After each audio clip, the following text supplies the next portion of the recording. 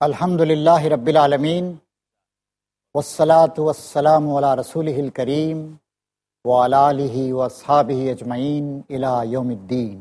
محترم ناظرین، ساری تعریف اللہ تبارک و تعالیٰ کے لیے، شکر بھی اللہ تبارک و تعالیٰ کے لیے، اس کی بہترین رحمت نازل ہوں سیدنا محمد صلی اللہ علیہ وسلم پر، تمام انبیاء کرام پر اور ان سب کی امتوں کے نیک و صالح لوگوں پر۔ آئیے آج کی اس نشست کا آغاز ہم اس دعا سے کریں کہ اے پروردگار، ہمیں بھی ان عظیم شخصیتوں کے نقش قدم پر چلنے کی توفیق عطا فرما۔ بھائی اور بہنوں، آج کی اس مجلس میں ہم اس بات پر روشنی ڈالیں گے کہ انسانوں کے ساتھ حسن سلوک کیا جائے، اچھا سلوک کیا جائے۔ انسان کہتے ہی انسان لفظ انس یعنی محبت سے بنا ہے۔ انسان اسے کہتے ہیں جو آپس میں محبت کرتا ہے۔ آئیڈیل انسان، مثالی انسان وہی ہے جو ہمدردی رکھتا ہو، محبت رکھتا ہو، تعاون کرتا ہو، دوسرے کے دکھ درد کو محسوس کرتا ہو۔ اور جو انسان ایسا کرتا ہے اللہ تعالیٰ اس پہ مہربان ہوتا ہے۔ شاعر نے کہا ہے، کرو مہربانی تم اہل زمیں پر، خدا مہربان ہوگا عرش بری پر۔ یہ بالکل ایک حدیث کی تشریح ہے۔ نبی کریم صلی اللہ علیہ وسلم ارشاد فرماتے ہیں کہ تم زمین والوں پر رحم کرو تو جو آسمان والا ہے تم پر رحم کرے گا۔ اور یہ بھی فرمایا آپ نے کہ جو دنیا والوں پر رحم نہیں کرتا اللہ تعالیٰ اس پہ رحم نہیں کرتا۔ رحم و کرم ایک بڑی ہی بنیادی صفت، اور اسی رحم و کرم کا تقاضا ہے کہ ہم لوگوں کے ساتھ اچھا سلوک کریں، ان کا احترام کریں۔ اللہ تعالیٰ نے قرآن مجید میں ارشاد فرمایا ہے، یہ البقرہ کی آیت ہے، فرمایا جا رہا ہے، اعوذ باللہ من الشیطان الرجیم، وَإِذْ أَخَذْنَا مِيثَاقَ بَنِي إِسْرَائِيلَ لَا تَعْبُدُونَ إِلَّا اللَّهَ وَبِالْوَالِدَيْنِ إِحْسَانًا وَذِي الْقُرْبَى وَالْيَتَامَى وَالْمَسَاكِينِ وَقُولُوا لِلنَّاسِ حُسْنًا وَأَقِيمُوا الصَّلَاةَ وَآتُوا الزَّكَاةَ ثُمَّ تَوَلَّيْتُمْ إِلَّا قَلِيلًا مِّنكُمْ وَأَنْتُمْ مُعْرِضُونَ۔ بنی اسرائیل جو امت مسلمہ سے پہلے سارے انسانوں کی رہنمائی کرنے کے ذمہ دار بنائے گئے تھے۔ بنی اسرائیل کون تھے؟ بنی اسرائیل یہ اولاد تھے انبیاء کرام کی، ابراہیم علیہ السلام، ان کے صاحبزادے اسحاق علیہ السلام، ان کے صاحبزادے یعقوب علیہ السلام۔ یعقوب علیہ السلام کا لقب تھا اسرائیل، اور بنی اسرائیل انہی کی اولاد۔ اولاد کا مطلب صرف ان کی اولاد ہی نہیں، جو لوگ بھی ان کے ساتھ آگے، جنہوں نے بھی تسلیم کر لیا، اس ملت میں شامل ہو گئے، بنی اسرائیل کہلائے۔ تو یعقوب علیہ السلام کی اولاد، اور یعقوب علیہ السلام کے صاحبزادے یوسف علیہ السلام تھے۔ فلسطین وغیرہ سے لوگ نکلے، مصر میں گئے، وہاں بہت سے لوگوں نے اسلام قبول کیا، اور بنی اسرائیل دنیا بھر میں پھیل گئے، بڑی طاقت ان کو حاصل ہو گئی۔ امت مسلمہ کے بنائے جانے سے پہلے اللہ تعالیٰ نے بنی اسرائیل کو یہ ذمہ داری دی تھی کہ وہ دنیا کی تمام قوموں کی رہنمائی کریں، وہ اسلام پہ جمے رہیں۔ تو اللہ تعالیٰ یہاں فرما رہا ہے سورہ بقرہ کی اس آیت میں کہ یاد کرو، بنی اسرائیل سے، اسرائیل کی اولاد سے ہم نے پختہ عہد لیا تھا کہ اللہ کے سوا کسی کی عبادت نہ کرنا۔ پہلا عہد یہ تھا، اللہ کے علاوہ کسی اور کی عبادت نہ کرنا۔ ماں باپ کے ساتھ، رشتہ داروں کے ساتھ، یتیموں اور مسکینوں کے ساتھ نیک سلوک کرنا۔ ماں باپ کا حق سب سے پہلے۔ ماں باپ، رشتہ دار، یتیم، مسکین، غریب، محتاج، محروم، سارے کے سارے آتے ہیں۔ سب سے پہلا حق ماں باپ کا ہے، ماں باپ کے بعد رشتہ داروں کا ہے، اس کے بعد سماج کے جو بھی غریب، کمزور، مجبور، یتیم، بیمار لوگ ہیں، ان سب کے ساتھ اچھا سلوک کرنا ہے۔ تو اللہ تعالیٰ نے عہد لیا تھا۔ پہلا عہد کیا تھا؟ اللہ کا حق ادا کرو۔ اللہ کا حق یہ ہے کہ اللہ کے علاوہ کسی اور کی عبادت مت کرو، کسی اور آگے مت جھکو۔ اور پھر اس کے بعد انسانوں کا حق، سب سے پہلے ماں باپ کا حق، پھر رشتہ داروں کا حق، پھر یتیموں کا، مسکینوں کا، غریبوں کا، تمام سماج کے لوگوں کا حق۔ ان سب کے ساتھ اچھا سلوک کرو۔ اس کے بعد فرمایا گیا کہ لوگوں سے بھلی بات کہنا، وَقُولُوا لِلنَّاسِ حُسْنًا۔ کتنی پیاری بات اللہ تعالیٰ فرما رہا ہے، کتنی اچھی بات اللہ تعالیٰ نے بنی اسرائیل کو سکھائی تھی، یا ہمیں بھی تعلیم دی جا رہی ہے۔ لوگوں سے بھلی بات کہو، لوگوں سے اچھی بات کہو، لوگوں سے میٹھی بات کہو۔ نبی کریم صلی اللہ علیہ وسلم نے اس عمل کی مزید تشریح کی اور کہا تبسمک فی وجہ عقیقہ صدقہ، تمہارا اپنے بھائی کو مسکراتے ہوئے چہرے کے ساتھ دیکھنا یہ بھی صدقہ ہے۔ آپ نے فرمایا اگر ایک شخص محبت کے ساتھ اپنی بیوی کے منہ میں ایک لقمہ ڈالتا ہے اس میں بھی اس کو ثواب ملے گا۔ ایسا نہیں ہے کہ صرف عبادت کی تم نے اور پھر اس کے بعد عبادت کرنے کے بعد تم نے اپنا چہرہ سخت بنا لیا، گھر میں آئے تو بیوی سے بات ٹھیک نہیں کر رہے ہو، بچوں سے ٹھیک طریقے سے بات نہیں کر رہے ہو، ایک سخت چہرہ بنا رکھا ہے تم نے، خشونت تمہارے چہرے پہ چھائی ہوئے، نہیں، وقولوا للناس حسنا، انسانوں کے ساتھ اچھے طریقے سے، میٹھے طریقے سے، پیارے طریقے سے بات کرو۔ خود نبی کریم صلی اللہ علیہ وسلم کا یہی طریقہ تھا، آپ جس سے ملتے ہنستے ہوئے مسکراتے ہوئے چہرے کے ساتھ ملتے، غمگین آدمی بھی آپ کو دیکھتا تو خوش ہو جاتا، لوگوں کو آپ ان کی ہمت افزائی کرتے، انکریج کرتے۔ حضور کہیں کسی قافلے کے ساتھ رواں دواں ہیں، کوئی مہم درپیش ہے، کبھی لے کر سامنے جا رہے ہیں اس شخص کی خیریت دریافت کر رہے ہیں، کبھی پیچھے جا رہے ہیں وہاں کے لوگوں کی خیریت دریافت کر رہے ہیں، کبھی بیچ میں آ رہے ہیں۔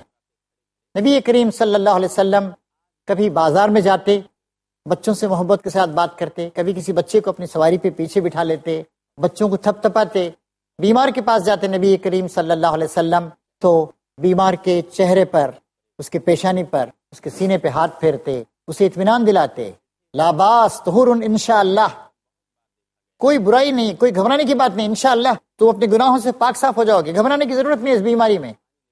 دعا کرتے آپ عذب البأس رب الناس واشفی انت الشافی لا شفاء الا شفاءک شفاء لا یغادر سقما، اے لوگوں کے پروردگار بیماری کو دور کر دے، شفا عطا فرما کہ شفا تو ہی عطا کر سکتا ہے، تیرے پاس سے اگر شفا نہیں ملے تو کہیں اور سے شفا نہیں مل سکتی ہے، اے بار الہ اس طرح کی شفا عطا فرما کہ بیماری کا ذرا سا اثر بھی باقی نہ رہے۔ کتنے پیارے الفاظ، اطمینان دلاتے ہیں آپ، ڈرنے کی ضرورت نہیں، گھبرانے کی ضرورت نہیں، اللہ تمہارے ساتھ ہے، ہر وقت اچھی باتوں کی تلقین کرتے۔ وقولوا للناس حسنا، کبھی آپ نے مایوسی کی بات نہیں کی، ہمت شکنی کی بات نہیں کی، لوگوں کو براہ راست ڈانٹا ڈپٹا نہیں۔ جب لوگوں میں کسی کوئی خراب چیز ہوتی تو آپ براہ راست ڈانٹنے ڈپٹنے کے بجائے آپ جنرل انداز میں کہتے کہ لوگوں کو کیا ہو گیا ہے کہ آج کل وہ جماعت میں دیر سے آ رہے ہیں، یہ لوگوں کو کیا ہو گیا ہے کہ ان کا لباس پاک صاف نہیں، جنرل انداز سے آپ باتوں کو پیش کرتے، ڈائریکٹ کسی آدمی کی پکڑ کرنے کے بجائے۔ یہ قولوا للناس حسنا، لوگوں سے اچھی بات کرو، اچھی بات کے بعد اچھا سلوک ہونا چاہیے۔ نبی کریم صلی اللہ علیہ وسلم کا سلوک لوگوں کے ساتھ بڑا ہی اچھا، بڑا ہی میٹھا ہوا کرتا۔ آپ باہر تشریف لے جا رہے ہیں، کسی کا آپ نے کام کر دیا، کسی کے جانور کا آپ نے دودھ دوہ دیا، مشہور واقعہ ہے، نبی کریم صلی اللہ علیہ وسلم سارے عرب کے گویا حکمران بن چکے تھے۔ آپ نے حاتم طائی کا نام سنا ہے، قبیلے طے کے ایک نہایت ہی فیاض شخص تھے۔ حاتم طائی کا انتقال ہو چکا تھا، ان کے بیٹے عدی بن حاتم وہ اپنے قبیلے کے سردار تھے۔ عدی بن حاتم کی بہن وہ کسی مہم میں گرفتار ہو گئی تھیں اور انہوں نے حضور کے اخلاق کو آپ کو دیکھا اور کہا عدی یہ شخص بادشاہ نہیں ہے، محمد صلی اللہ علیہ وسلم کو بادشاہ مت سمجھو، دنیا حکمران مت سمجھو، یہ تو بہت نہایت اونچی شخصیت ہے، جاؤ تم ان کے پاس جا کر مطالعہ کرو، دیکھو ان کا سلوک کتنا اچھا ہے۔ حضرت عدی نے کہا کہ ٹھیک ہے، میری بہن کہہ رہی ہیں تو مجھے جانا چاہیے۔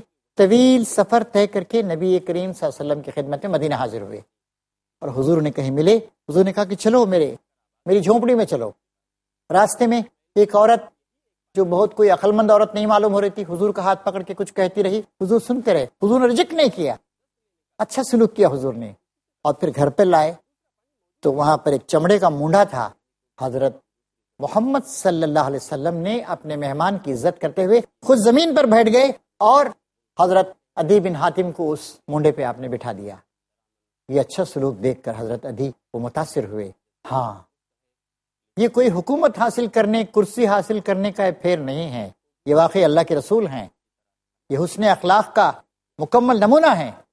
اسی لیے اللہ تعالیٰ نے کہا انک لعلی خلق عظیم، اے محمد یقیناً آپ اخلاق کے نہایت اونچے مرتبے پر فائز۔ کتنا پیارا سلوک تھا، اور انہوں نے فیصلہ کر لیا کہ مجھے مسلمان ہو جانا ہے، مجھے رسول اللہ کے راستے پہ چلنا ہے۔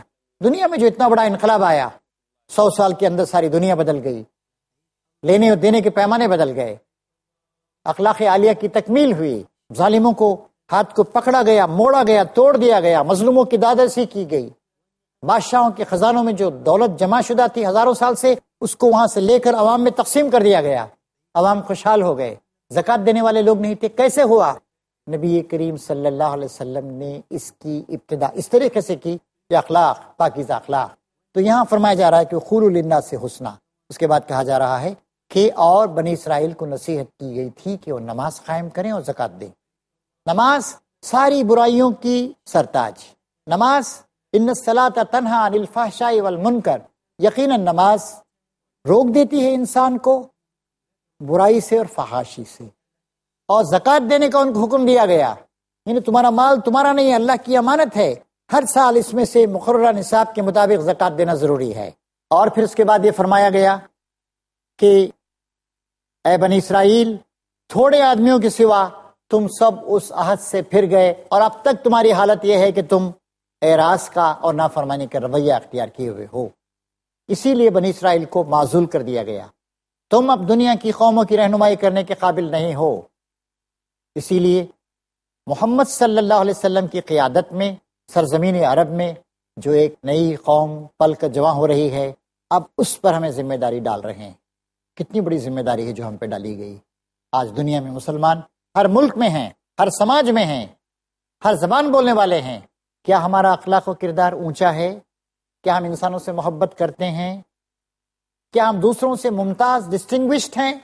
کیسے انسان کا احترام کیا جائے، کیسے اچھا سلوک کیا جائے، کیسے سماج میں اچھائیوں، بھلائیوں، انسان نوازیوں، محبتوں، شفقتوں کو عام کیا جائے. اس موقع پر ایک اور حدیث مجھے یاد آتی ہے. نبی کریم صلی اللہ علیہ وسلم نے ارشاد فرمایا، ہر روز جس میں سورج طلوع ہوتا ہے اس میں ہر انسان پر اپنے بدن کے ایک ایک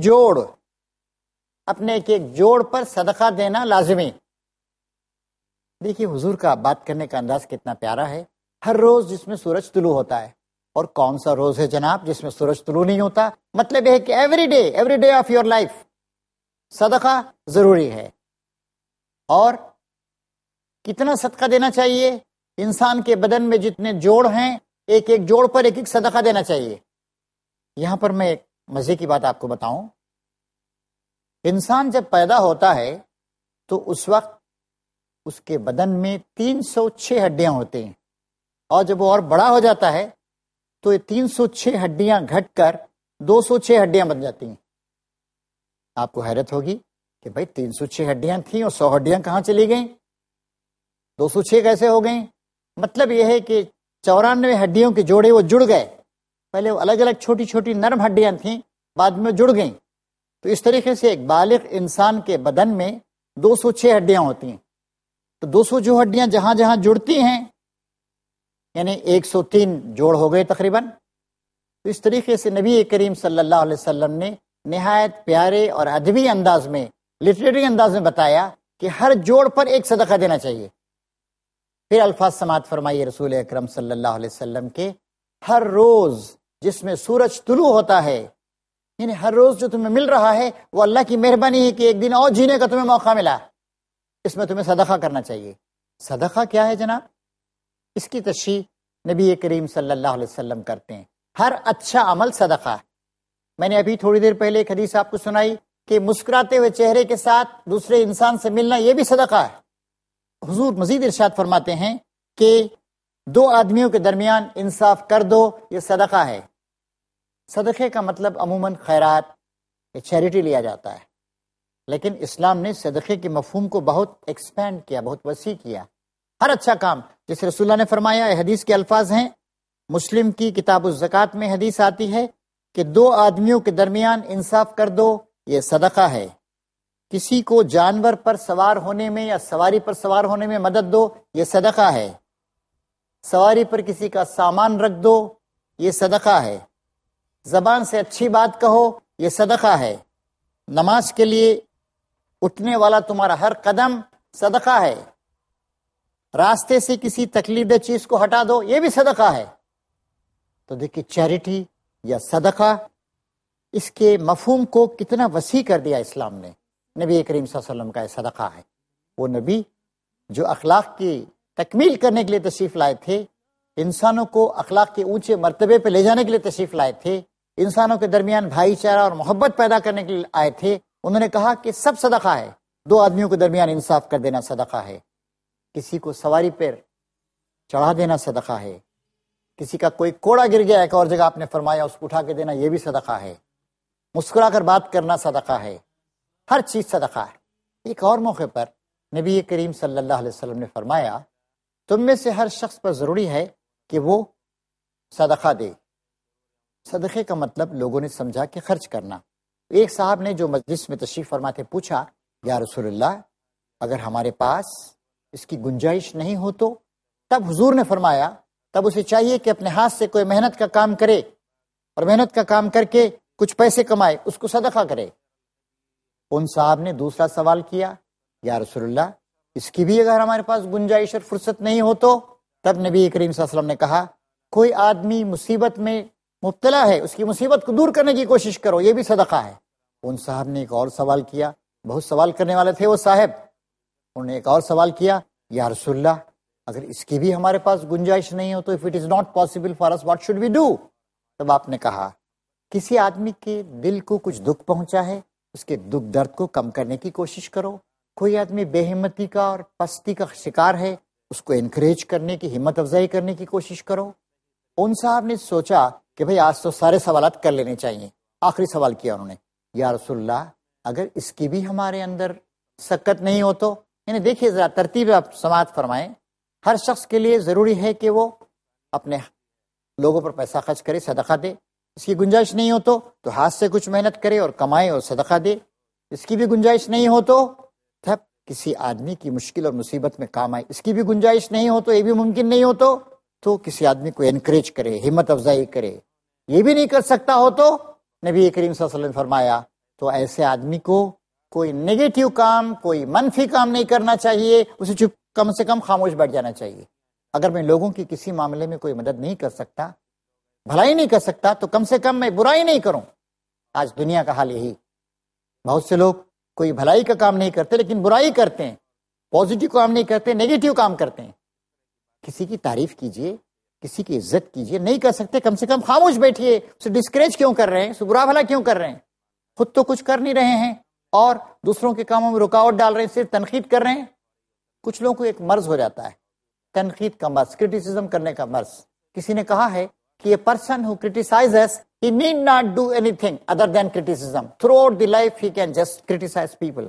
یہ ایسا ہے، ویسا ہے، انہوں نے ایسا نہیں کیا، انہوں نے ویسا نہیں کیا۔ یہ نیگیٹو ایٹیٹیوڈ، منفی رویہ، یہ رویہ صحیح نہیں۔ انکریج کرنا، ہمت افزائی کرنا، مدد کرنا، اچھے کاموں میں شامل ہو جانا، کوآپریٹ کرنا، یہ جذبہ ہونا چاہیے۔ تو حسن سلوک کے سلسلے میں یہ بات بھی بہت زیادہ ضروری ہے کہ ہم ایک پازیٹیو رویہ اپنائیں، ایک مثبت رویہ اپنائیں، منفی رویہ نہیں اپنائیں۔ خود ہم نہیں کر سکتے، دوسروں کو کرنے دیں، دوسروں کو آگے بڑھنے دیں، یہ رویہ بہت زیادہ ضروری ہے۔ ایک اور موقع پر نبی کریم صلی اللہ علیہ وسلم نے فرمایا حسن سلوک کے سلسلے میں کہ ساری مخلوق اللہ تعالیٰ کا کنبہ ہے اور تم میں سب سے اچھے وہ لوگ ہیں جو اللہ تعالیٰ کے اس کنبے کے ساتھ مہربانی کا رویہ اختیار کرتے ہیں۔ ساری مخلوق، دیکھیے یہ نہیں کہا گیا کہ صرف مسلمانوں کے ساتھ اچھا سلوک کرو۔ ہاں، ہم مسلمانوں میں یہ بھی کمزوری ہے، ہم سمجھتے ہیں کہ احکام صرف مسلمانوں کے لیے ہیں۔ نہیں، اسلام ساری دنیا کے لیے آیا ہے، ساری کائنات کے لیے آیا ہے۔ ایک مسلمان وہ ہے جس کے ہاتھ سے، جس کی زبان سے سب لوگ محفوظ رہیں۔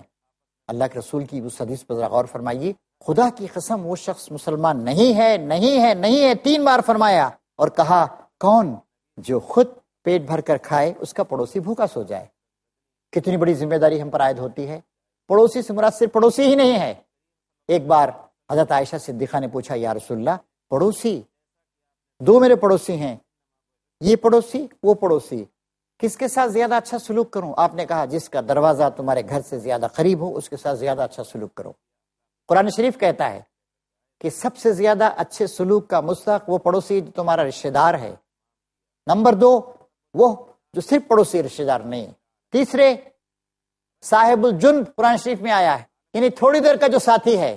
مثلا آپ ٹرین میں جا رہے ہیں ایک اسٹیشن سے دوسرے اسٹیشن تک، وہ جو ساتھی وہ آپ کا ساتھی، آپ کیو میں کھڑے ہوئے ہیں، آپ کے سامنے والا، آپ کے پیچھے والا، وہ آپ کا ساتھی، وہ ٹیمپرری ساتھی، عارضی ساتھی، اس کے ساتھ بھی اچھا سلوک کرنا ہے۔